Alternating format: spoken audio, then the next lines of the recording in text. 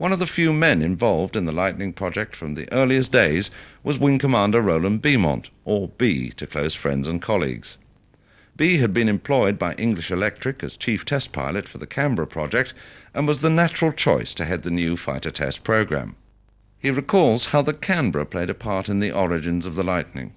English Electric were tasked at the end of the war with taking on the design of the first British jet bomber, an aeroplane that was going to double the performance of existing bombers in the service. And this was all started up at Preston under the leadership of Teddy Petter, who was the chief engineer. And after about 2 years of design work, the project was coming along very well. It occurred to Teddy Petter and his team that the performance of this new jet bomber was going to be so great that it was going to need a supersonic aeroplane to intercept it. Now, at that time, there was no apparent supersonic fighter under development anywhere in the world. And Teddy Petter said, OK, to his team, we'll scheme one. Over a period of about 18 months, they worked on this in the late 40s, presented a proposal to the Air Ministry, and by 1949 this came back as a development contract on English Electric for the F-2349, which was to be a supersonic research aeroplane with development potential into a true fighter. One other member of the young, dedicated design team was destined to play a leading role throughout the lifetime of the Lightning project. Freddie Page suddenly found himself head of the design team when Teddy Petter decided to leave English Electric.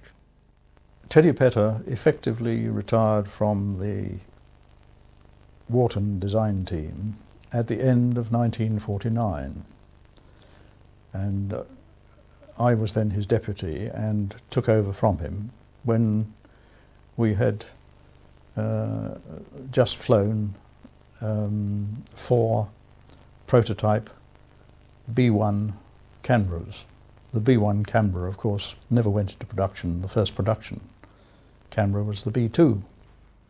It was a jolly good, small team that Teddy Petter had built up.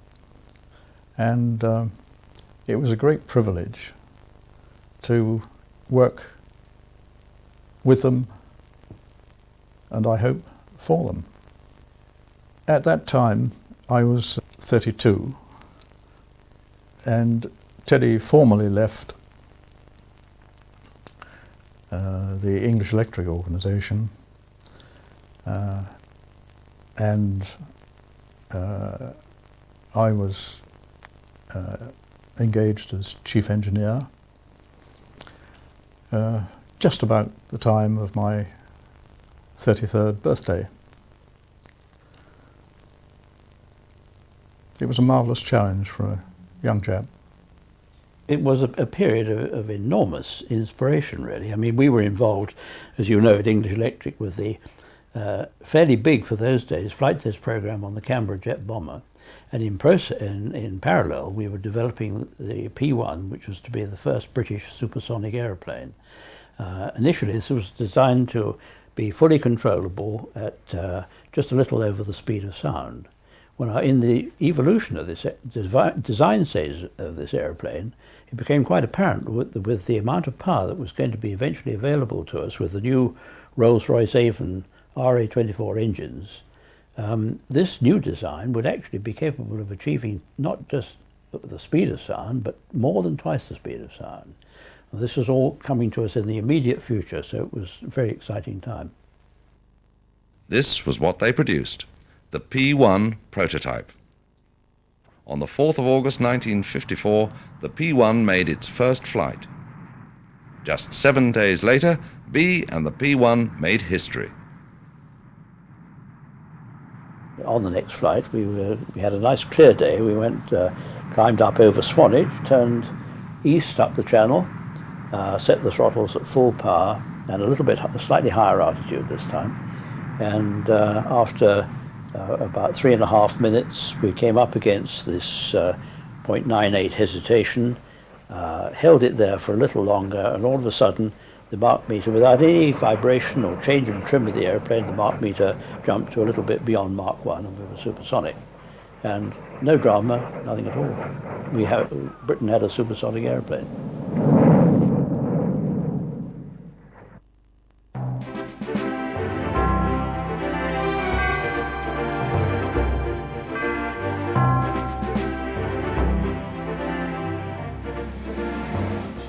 The P-1 was an outstanding success.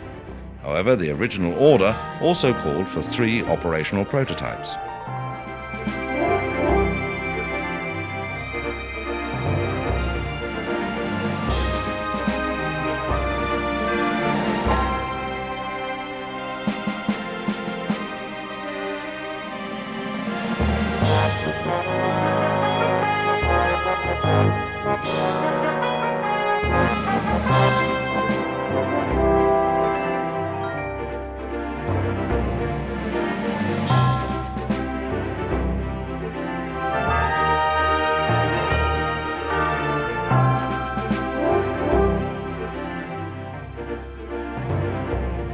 There was some concern at English Electric about the somewhat variable nature of government support for aircraft development, especially supersonic aircraft, and they thought it wise not to advertise the fact that these operational prototypes would be practically new aircraft.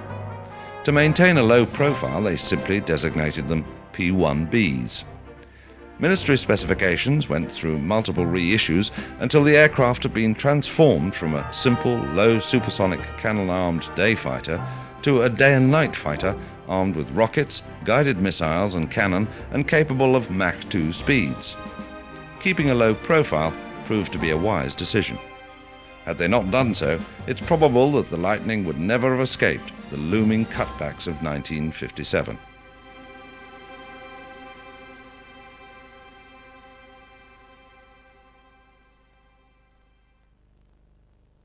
Ironically, the Minister of Supply was Duncan Sands, who went on to become Minister of Defence. And he had a very clear idea of the future of manned fighters. The V-1 flying bomb attack was expected, and we were put down on Dungeness specifically to counter that attack. Well, the Tempest was very good at it and soon started scoring highly. Duncan Sands appeared on the scene as an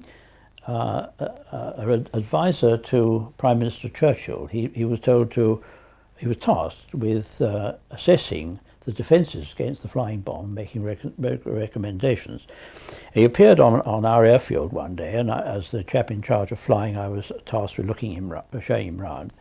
I told him what we were doing, explained how we were doing it, and he didn't sound terribly enthusiastic. He sounded even less enthusiastic when one of my chaps shot down a V-1 very close to us, and when we picked ourselves out of the ditch and dusted the dust off ourselves, he got up and he said, looked at his watch and he said, well, I think I've seen all I need to see. It's time I went. And then there was a short pause, and he said, you know, you chaps are all wasting your time. All of this will be done with rockets in the future. That was in 1944. In 1957, when we were in the process of honing this new supersonic Lightning fighter into a potent weapon for the Royal Air Force, and it was going extremely well. We were right in the beginning of the test program on the Lightning itself. We were flying at Mach 2.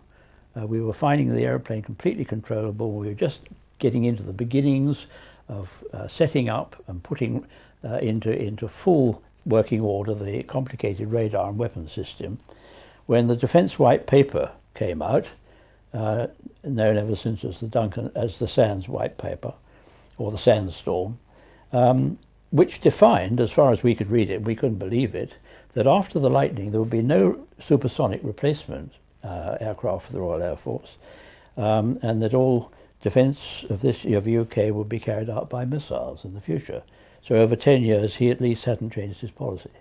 Prior to the issue of the paper, officials quite correctly had been reassessing defence expenditure and the composition of the armed services and their equipment in the light of new technical and operational developments and, of course, Britain's changing role in the world.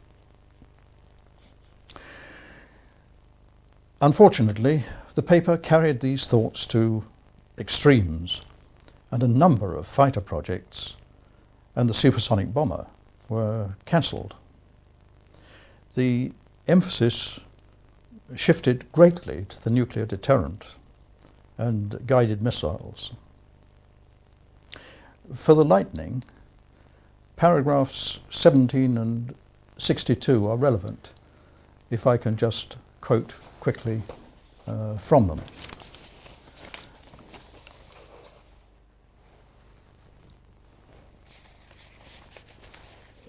Paragraph 17 says, amongst other things, the defence of the bomber airfields is therefore an essential part of the deterrent and is a feasible task. A manned fighter force, smaller than at present, but adequate for this limited purpose, will be maintained and will progressively be equipped with air-to-air guided missiles. Fighter aircraft will, in due course, be replaced by a ground-to-air guided missile system. That, of course, is carrying a view to extreme. Paragraph 62 says, in view of the good progress already made, the government have come to the conclusion that the RAF are unlikely to have a requirement for fighter aircraft of types more advanced than the supersonic P-1, and work on such projects will stop. Thus, the Lightning survived, just. But our plans for extending its range and developing its operational effectiveness still further were squashed.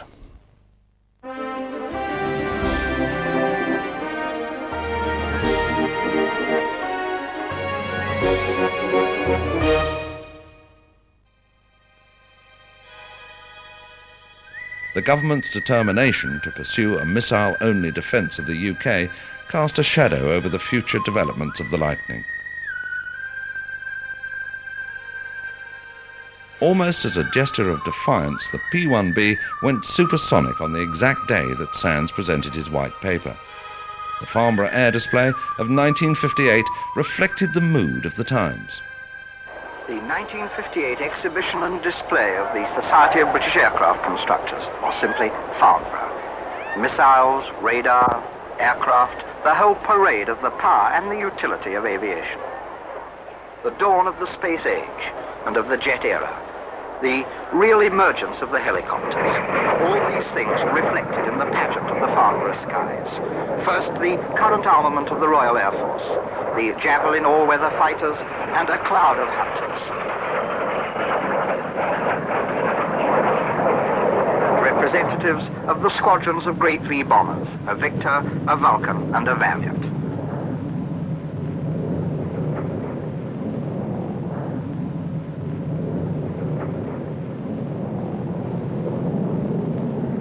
And those maids of much work, the camerons. Lightning, the P-1's was, now in full production, last they say of the manned fighters.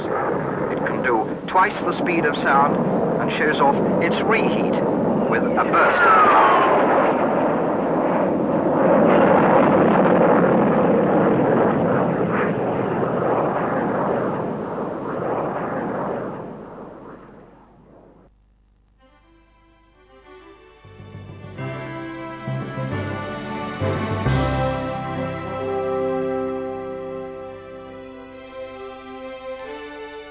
English Electric continued to weave their way through the vagaries of government policy and saw their commitment to the Lightning project rewarded when the Lightning F1 entered service with No. 74 Squadron in June of 1960.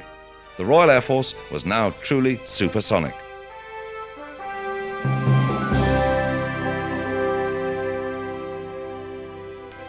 The F1 was the operational version of the P-1B. Although it was, in principle, an all-weather fighter, the F-1 didn't have this capability in practice. Its basic navigation system, low endurance, and missiles designed to be effective in a stern chase scenario did not guarantee being able to down a target and recover to base on a stormy night.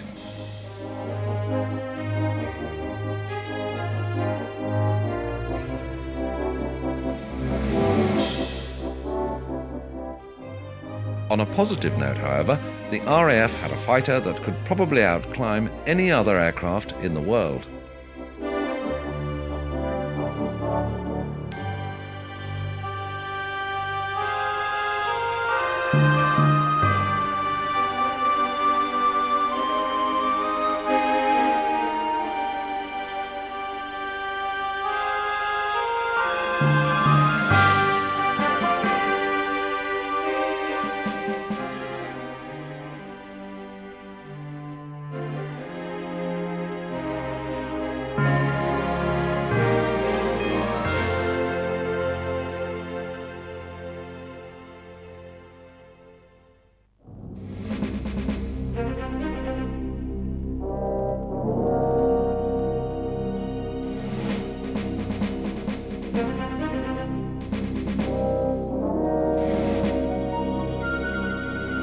The Lightning's role was relatively straightforward.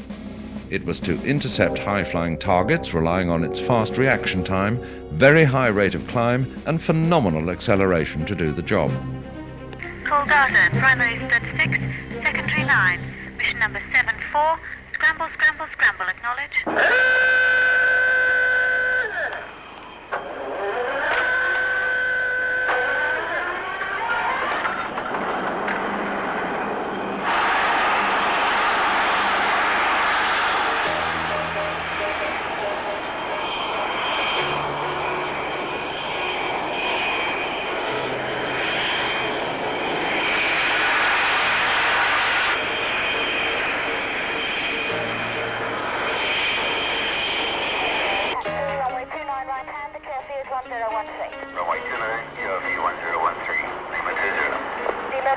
Your plane takeoff, the barrier's up, the overshoot hook goes up, and the surface wind is from the south at 5 knots.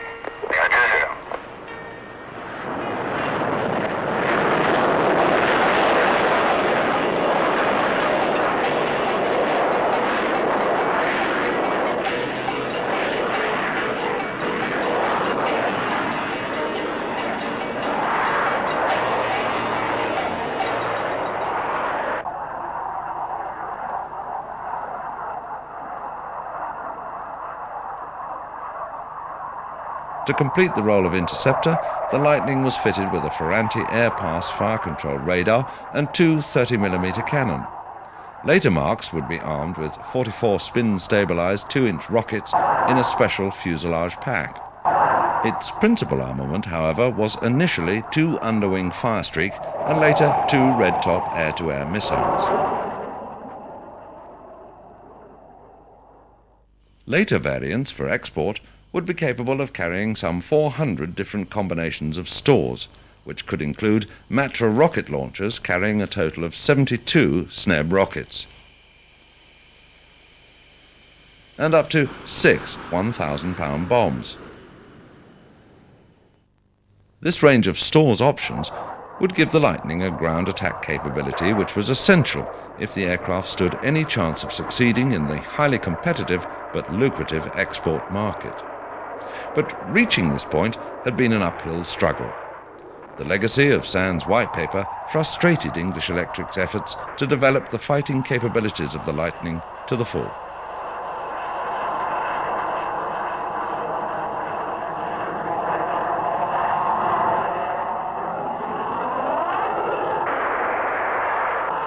The Lightning development was delayed, interfered with, and finally stopped by lack of government support when it was needed.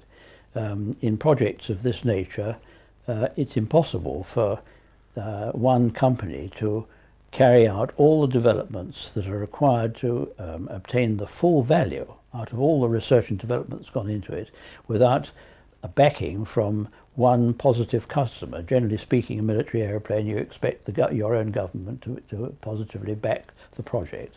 When the Lightning had demonstrated its extreme capability and its potential for further development, we all expected that positive decisions would be taken to take on the developments for the aircraft in the Royal Air Force, which in turn would make it attractive to overseas buyers and export. This didn't happen. What in fact did happen was a series of the most inexplicable cock-ups, which one doesn't understand to this day. But the aeroplane was first designed in accordance with requirements in the usual way, and a specification issued, and it called for the weapon system to be a combined system of state-of-the-art missiles, air-to-air missiles, and the latest development of the 30mm Aden cannon. And the Mark I and Mark II Lightnings were built in this way. Then when the Mark III Lightning was about to be put into production with increased power in the engines and improvements in the radar system, the government contract required that the guns were no longer needed and that these would be designed out of the aeroplane. And we were very surprised about this, because this was a very big and expensive aeroplane just to be armed by only 2 missiles. However, we did what we were told, and we put this aeroplane into production with just missiles. About 30 aeroplanes down the production line, the government came on to us and said, yes, but we think we would now like to have guns put back into the Mark III Lightning. And we will have the remainder of the production run of the Mark III Lightning equipped with guns as well as missiles. And we thought, well, there goes a good waste of a very large quantity of taxpayers' money, but we did what we were told.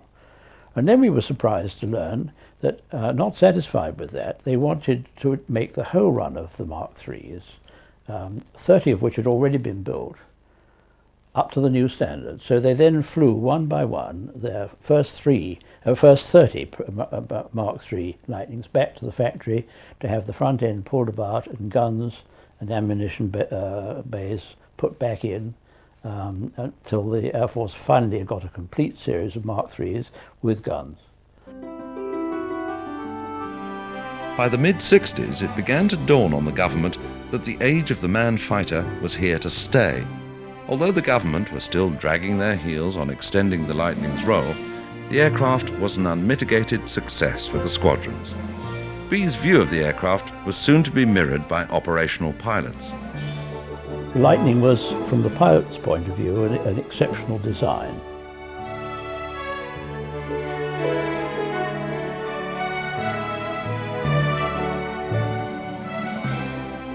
I think I would describe flying the Lightning as being extremely satisfying, because it was a Viestis aeroplane. Despite its enormous power and very high performance, it would behave absolutely predictably. It had very precise controls, just like handling a really good sports or racing car. So it was satisfying from that point of view. And it had all this enormous performance. If we ignore the P-1 research aeroplane, and go to the P-1B Lightning first prototype, which had a vast increase in performance. We started in 1957 with that aeroplane, weighing 29,000 pounds, and in full reheat it had 30,000 pounds of thrust. So that it had a more than 1-to-1 power-to-weight ratio, which in simple terms meant that if you stood it on its tail it would go straight up for a limited distance, but it was almost like a rocket. Now, this was most apparent to the pilot right from the start. One Royal Air Force pilot, first time he flew a Lightning, was asked to describe the sensation afterwards, and he said, "Superb. I was with it all the way until I let the brakes off."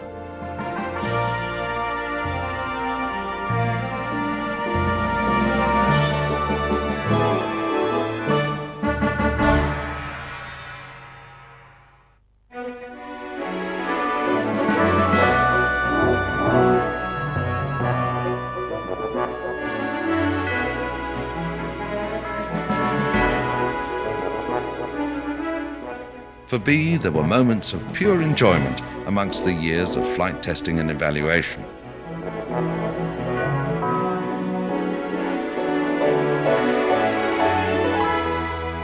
Well, there are so many things that you could enjoy, and if you were at 30,000 feet on a clear day and you were fed up with doing a gentle cruise back, to base. You could roll it inverted, pull it through 45 degrees of a dive at 0.9 Mach number, and have to watch out very carefully that you didn't go supersonic because you'd be pointing towards the land, and go through 25 of those 30,000 feet in about 1 minute and roll out low level. And it was all very exhilarating stuff, very enjoyable. The winter of 1965 called upon the Lightning to perform a new role, to police West German airspace under a tri-national agreement that included France and America. A young wing commander, Joseph Gilbert, took 92 Squadron from Leconfield to form part of NATO's 2nd Allied Tactical Air Force. I took command of number 92 Squadron, Lightnings of course, at Leconfield in Yorkshire in the early 1960s. And the air defence task in the United Kingdom was comparatively simple. The United Kingdom is surrounded by sea. The air defence picture was relatively clear. It was easy to identify aircraft, and it wasn't likely that we'd get confused as to what was what. But when we took the aircraft to Germany, it was quite different. And it was different because we had to integrate into a much more complex air defence structure. And by the way, with 6 different nations' aircraft as well. And so the air defence picture was much more confused, and it demanded more of the ground controllers on the ground, and of course the pilots in the air. And in addition to that, we had to deploy the aircraft forward. My squadron was based at Geilenkirchen on the Dutch border, but if we were to do our interception task, we had to go forward to Gütersloh. And that meant deploying 3 or 4 aircraft forward, which split the squadron and made life rather difficult. But of course it enabled us to do our task properly, which was to get to the border extremely quickly in case there were any incursions. So life was different, it was different, but the aircraft did the task very well, so we were quite happy about that. For our battle flight task, we had to intercept anything that came close to or strayed over the border. And for that purpose we had an air defence interception zone, which was our side of the border. And we would aim to intercept anything that came into there that wasn't properly flight planned and checked through the radar system. Now, we had rules of engagement. If I could just remind that the rules of engagement, perhaps for the other side, were a little bit more open. I mean, aircraft were shot down from our side that did stray over, notably much later the civilian airliner in the Far East.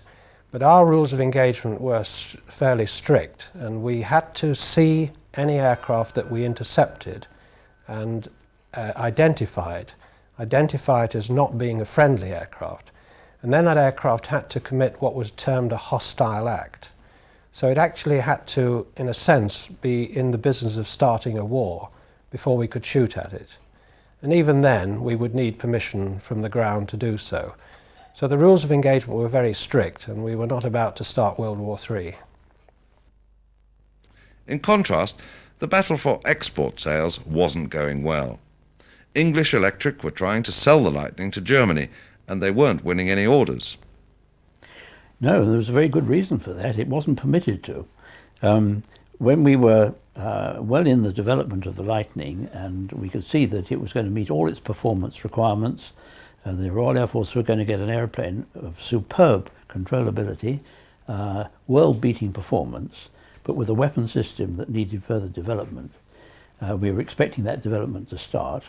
We found it was being backpedaled by the authorities. We weren't getting a go-ahead to develop it. And then we turned our attention with this highly potential airplane to the European market. This was just at the time when the European air forces were developing after the war and wanting to go fully supersonic. The first one was going to be the Germans. Whoever got into Germany was going to lead all the other nations. We could see that. And so we started offering proposals for developments of the Lightning to the German government, West German government. And we got no responses.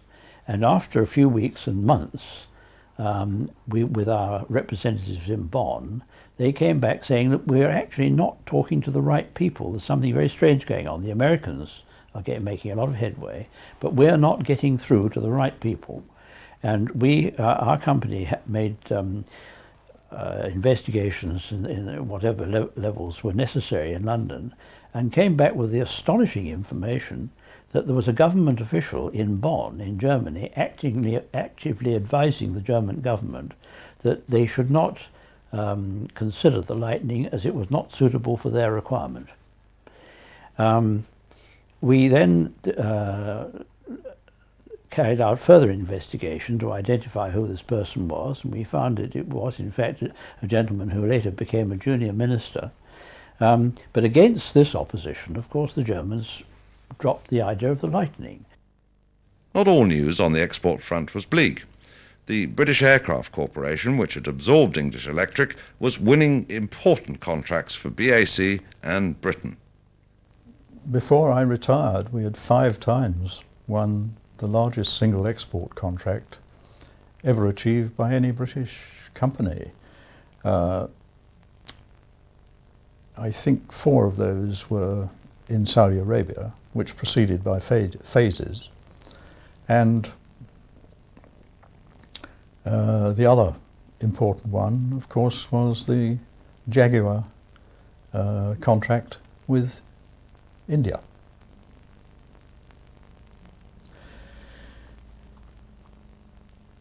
Had the sentence in the 1957 White Paper been taken to its conclusion, namely that there would be no supersonic fighters after the paper, and had we not just scraped through with the lightning, a very large number of very profitable export contracts involving not just English Electric, British Aerospace and so on, but something like 1,000 or more other British companies. Tanker Kilo from Charlie 7 approaching from astern. Roger, Charlie 7, new clearance down, starboard hose, over. The defence politics of the early 60s that had haunted the lightning were starting to evaporate. Charlie 7, ready for contact, starboard hose, over. The problem of the aircraft's lack of endurance was now firmly back on the agenda. Although there were government moves afoot to resolve the lightning's limited range, they went about it in a way that had characterised their misguided understanding of the whole project right from the start.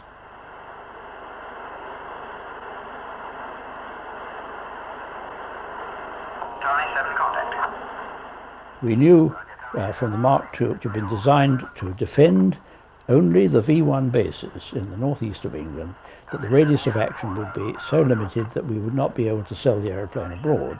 And we said that, well, no matter what the Air Force requirement is, we need to double the internal fuel capacity if we're going to make this an export success. The official attitude to that was that the Air Force has no requirement. At about the end of this cock-up that I've just described about the guns, the Air Ministry got onto us and said, we would now like the increased fuel capacity put into the Mark III series of Lightnings, and we will now call it the Mark VI. And a certain number of the Mark VIs, with the new increased fuel capacity, will have guns put into the front of the increased capacity long-range tank. This was all at great cost to the taxpayer once again. We did this, and this provided the basis for the increased fuel which we knew we were going to need for export. On the basis of that, the company then provided a whole series of developments to the Lightning to carry underwing stores, bombs and rockets, reconnaissance cameras, and various other improvements to the aeroplane, including, of course, the new fuel system. This was offered to the Saudi Arabians, and it became the basis of what's now known as the Al Yamamah contract of the defense of Saudi Arabia, air defense of Saudi Arabia, based initially on the Lightning, and now running, of course, with the Tornado. None of this would have ever happened if we hadn't funded these developments ourselves. 1966 saw BAC winning an export contract named Magic Palm for 35 Mark 53s, which were based on the F-6. The deal was worth £89 million. The whole operation was a massive success, although there were serviceability problems. Our initial commitment was simply the supply of aircraft. We were not responsible for the servicing of the aircraft. That was handled by another company. When we undertook to supply the Saudi Arabian Air Force with a force of Lightnings, this was going to take them from a subsonic Air Force to a supersonic Air Force in one step. It had been done before, but not in as basic a desert country as Saudi Arabia, with lack of support facilities. In UK or in America or in France, there was in-depth support technology available. In Saudi Arabia, we would have to import all our support from UK to Saudi Arabia, right the way down, in fact, as we found eventually, to language training for people we employed out there. And it was a big task.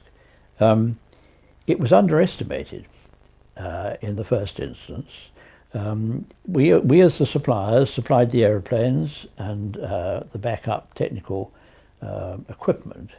The administration out there and on-the-ground training, other than flying training, was put in the hands of another company who very much underestimated the task. Within a few years it did get very difficult, and this was quickly reflected in low serviceability with the aircraft. Frankly, the servicing was not up to the standards which we would have wished, and I had personal experience of that. Keeping the airplanes in the air became a major problem. This was sorted out by putting by, if you like, strengthening the team, the support activity out there from the UK with a lot of people who were well experienced in the aeroplane. Once the Saudis had let us, with the RAF monitoring team, take over responsibility for the operation, the whole operation, and provide proper servicing facilities, properly trained people and so on, then the operation very rapidly improved and became entirely successful. We then had the Lightnings operating as effectively with about the same number of man-hours per flying hour as the Royal Air Force did in this country. So the problems were partly administrative and partly environmental, and they were both got right.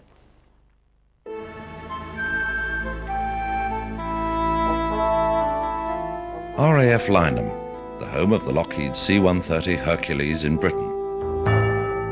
Not perhaps an obvious connection with the Lightning, but on the 22nd of July 1966 a bizarre incident occurred that was to go down in Lightning history.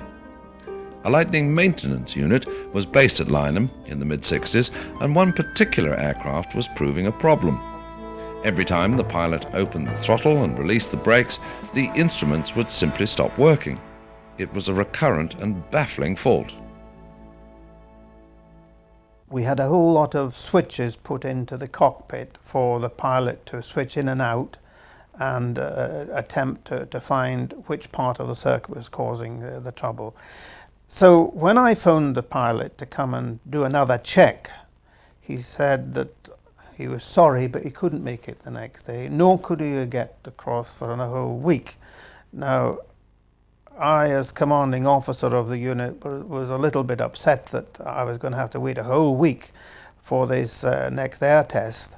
And the test pilot suggested to me that because I was a pilot trained, that I might like to do the check myself. He explained what I should do, that I should have the aircraft towed out to the runway, to a lazy runway not in use, to brief air traffic control what I was going to do, have radio communication with a Land Rover by the side of the aircraft telling when I was going to do each check. And the idea was that I would open the throttles to about 90% RPM, let the brakes off, throttle back and see what instruments had changed and what more switching I could do before I did the next check. That was when everything went wrong for me, when I proceeded to do the next check.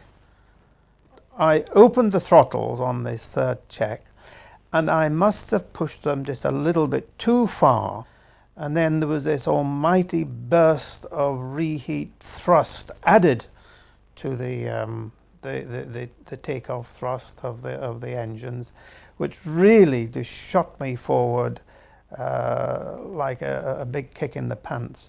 Now, that obviously gave me the shock of my life, that really. How the devil to get it out, to reheat and stop the thing.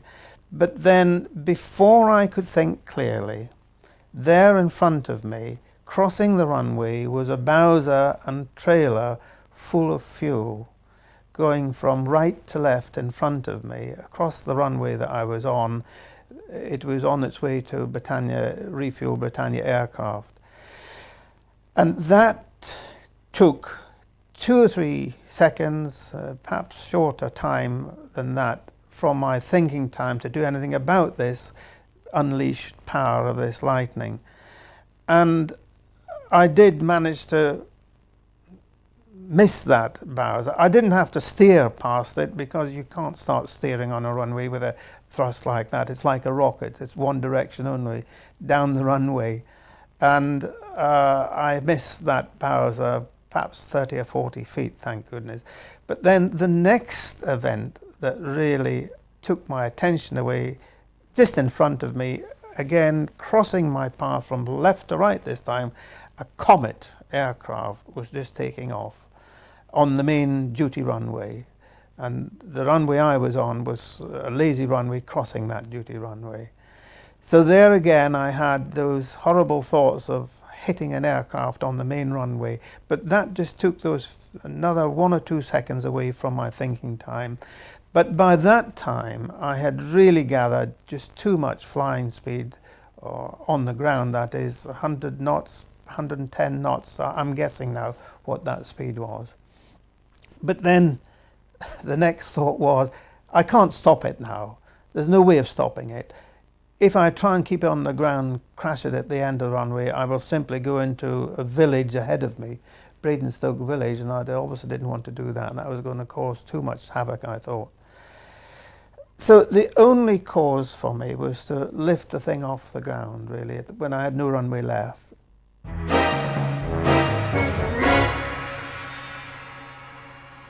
Thankfully, that aircraft was trimmed for flight from the previous attempt to fly it by the qualified test pilot.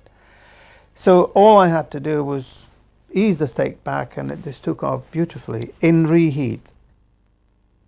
Taffy was suddenly airborne. No parachute and no canopy, although he had strapped himself in. His first thoughts were to get out of reheat and then land the beast. He throttled back and started a circuit. He made 2 attempts to land, but couldn't get the speed or approach right. For the 3rd attempt, he thought he'd got everything right. Taffy committed himself for a landing. Taffy Holden remarkably had lived to tell the tale, but this episode also showed off the superb handling qualities of the Lightning.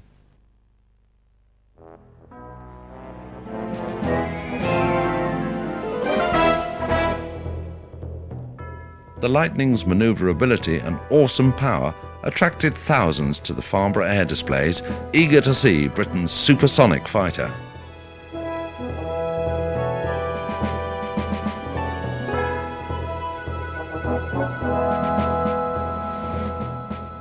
The Lightning introduced a new era in display flying because of this enormous amount of surplus power it had.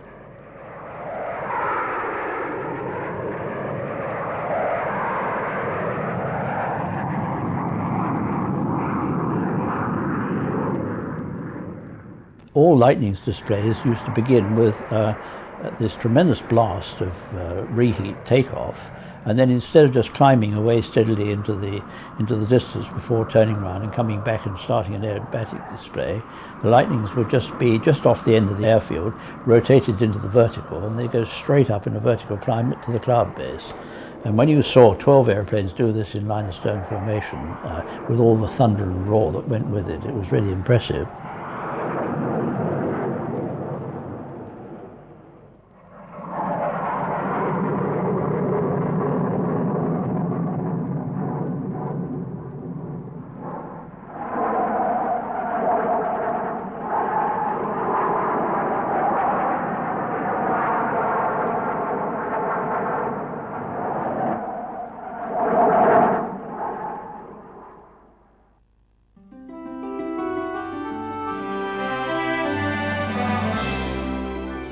Lightnings had written a very important and comprehensive chapter in the history of British fighters, but it was now time for some of the early aircraft to be taken out of service. It fell to Joseph Gilbert to apply the official signature.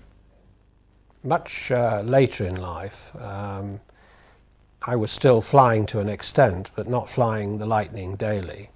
I found myself as Assistant Chief of Air Staff.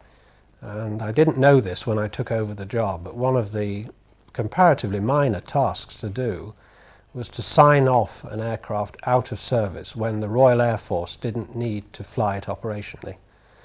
And one day the Air Commodore who worked for me came in with a full long list of the Lightning II and 2As that had to be written off. And that meant they could be used for other purposes, for firefighting practice or for whatever, or even put on the gates of stations.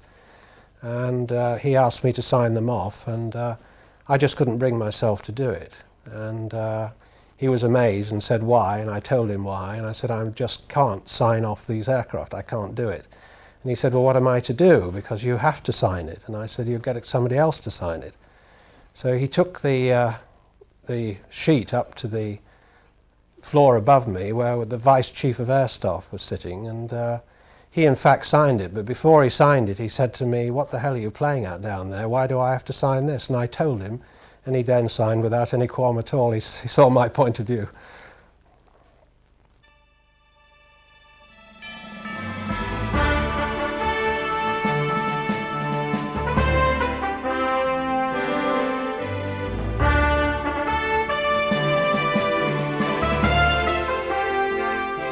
It's a mark of all great fighter aircraft that they win the affection and allegiance of those that fly them. For the Lightning pilot, nothing else could ever quite match up to the experience of flying it. Its startling turn of speed, responsive handling and maneuverability made it supremely a pilot's aircraft. 15 tons of screaming aluminium, some called it. The story of the Lightning is a story about people. The small design team that battled on in the face of potentially disastrous changes in government policy. The flight test team with their courage and professionalism. Together, their vision of excellence and determination to achieve it took Britain into the supersonic age with an aircraft that the nation could be proud of. The Lightning was the spearhead product that has helped Britain go on to win some of the largest export contracts in her history, creating thousands of jobs in the process.